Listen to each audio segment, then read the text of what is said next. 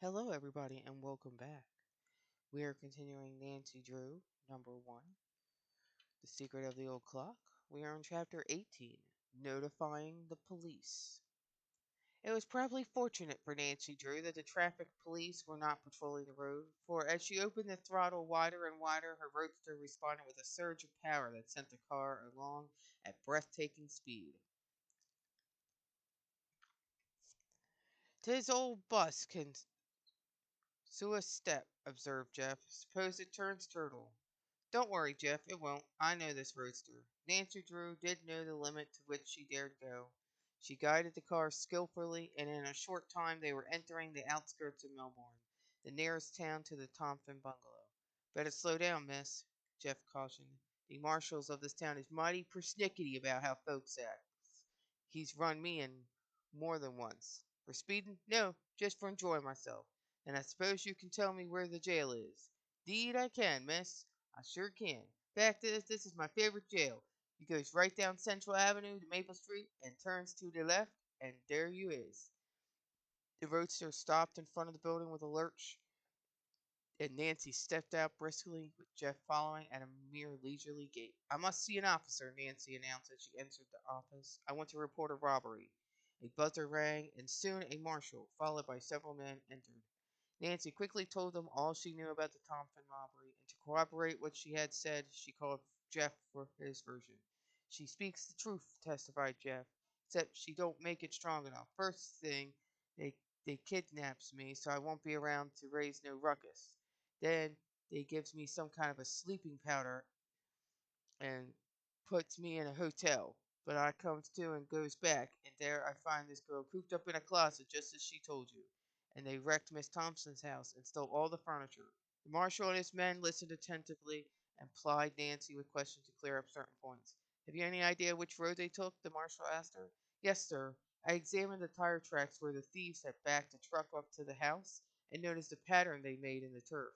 When we passed the road crossing a few miles out of town, I saw the same tracks just off to the side of the road where they had slipped off in turning their truck northward." "Can you lead the way?" "Yes, I'll do everything in my power to help." The marshal terminated the interview by giving curt orders to his deputies. "Get your automobile started," he directed Nancy. "We'll follow in the police car." "Hurry," Nancy begged as she turned toward the door. "Those men have nearly an hour's start of us now." Hastily, she ran to the street and sprang into the roadster. Starting the motor, she waited impatiently for the marshal and his men to appear. After a seemingly interminable wait, they came out, buckling on holsters. They piled into the police car, which stood at the curbing, and the marshal took the wheel. After several unsuccessful attempts, he started the motor. Jeff Tucker, who had followed the men from the office, would have inflicted his person upon the already overburdened car, but as he attempted to gain the running board, he was forced gently but firmly back upon the sidewalk. "Follow me," Nancy cried to the marshal. Shifting gears, she started off down the road.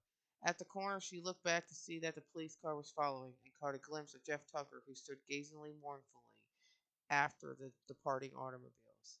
At the edge of town, Nancy selected the road which she felt certain the robbers had taken. Her high-powered roadster was built for speed, and several times she was forced to slow down in order that the marshal and his men might keep her in sight. Nancy had gone perhaps 8 or 9 miles when unexpectedly she came to a fork in the road.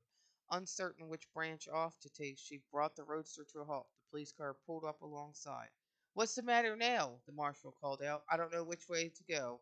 The marshal and his deputies sprang from their automobile and began to examine the tracks in the road. But if a moving van had passed that way, the tire marks had been obliterated by other vehicles. There was no clue to indicate which route the robbers had selected. "They must have taken the right-hand fork," the marshal hazarded. Nancy shook her head doubtfully. "Doesn't the left-hand road lead to Garwin?" The marshal nodded. "Then it strikes me the robbers would have taken that road. It seems reasonable that they would head for a large city where they could dispose of the stolen goods." "Maybe you're right," the marshal admitted reluctantly. "I'll tell you what we'll do," Nancy proposed, as she had an inspiration. "You take the right-hand road, and I'll head for Garwin. And if you should overtake those rascals, what would you do?" the marshal demanded in some amusement. "You couldn't expect to stop them single-handed." "I wouldn't try. I race back and give the alarm. Hurry. Every minute that we delay gives them just that greater advantage." Without warning, Without waiting until the marshal had returned to his automobile, Nancy Drew backed her car and headed down the left-hand road. The highway was smooth, and as there was a clear stretch ahead, she drove rapidly. She realized that already the robbers had a big start, and that if once they reached Garwood, she could not hope to overtake them. I'm sure I'm on the right trail, she told herself. That other road doesn't lead anywhere in particular. After she had traveled several miles, Nancy became less confident. Although she had passed a number of side roads, she had kept to the main highway, and she realized that it would have been easy for the moving van to elude pursuit by taking any one of the branches. Still, the robbers can't know that they're being followed, she reasoned. It's likely they'll be off their guard. 15 minutes passed, and Nancy began to fear that after all she had selected the wrong road at the fork. Presently, as she noticed a man with a team of horses approaching, she determined to question him. "Have you seen a large moving van on this road?" she called out as she stopped the roadster along the side wagon. "A truck passed me about 20 minutes ago," the farmer told her. "The big road hog tried to push me into a ditch." Highly elated at the information, Nancy thanked the farmer and drove on. "At the rate I'm going, I should overtake the robbers in a few minutes," she thought.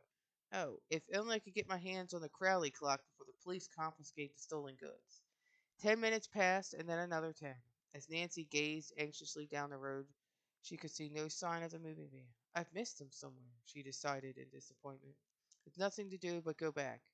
Nancy Drew recalled the fact that she had passed a roadhouse less than a mile back, and it occurred to her that possibly the robbers had stopped there. "I'll go back there and make inquiry," she thought. "I haven't gone by a single crossroads since I talked with that farmer. So if the robbers didn't stop at the roadhouse, I can't imagine what became of them. If they were on this road, I am certain I would have passed them by this time." Dusk was approaching, and Nancy Drew knew that if she were ever to find the robbers, it must be within the next hour. Skillfully, she turned the roadster around in the road. A few minutes of fast driving brought her within sight of the roadhouse. The place was of disreputable appearance, and Nancy suspected that it might be a bad resort to visit. It stood back from the road a short distance, and was half hidden by tall trees. The building was large and rambling, but rather old and sadly in need of paint. A sign on the gate read, "The Black Horse." Beyond the inn, Nancy caught a glimpse of a garage and a large stable. She did not enter the private driveway which led to the inn, but stopped her car at the side of the road. Before starting to walk toward the roadhouse, she hesitated. "I don't like to go in there, but there's no other way," she decided. She walked briskly up the path, glancing about in all directions for a sign of a moving van.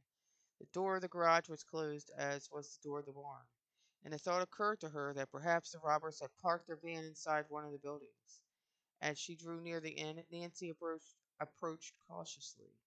As she stepped upon the veranda, coarse laughter reached her ears. She tiptoed to a window and peered inside. What she saw caused her to start in surprise. In a dingy, dimly lighted room, three men were seated about a table, obviously engaged in a drinking orgy. They were the three men who had robbed the Thompson bungalow. And that was chapter 18. Please like and subscribe, and have a good day.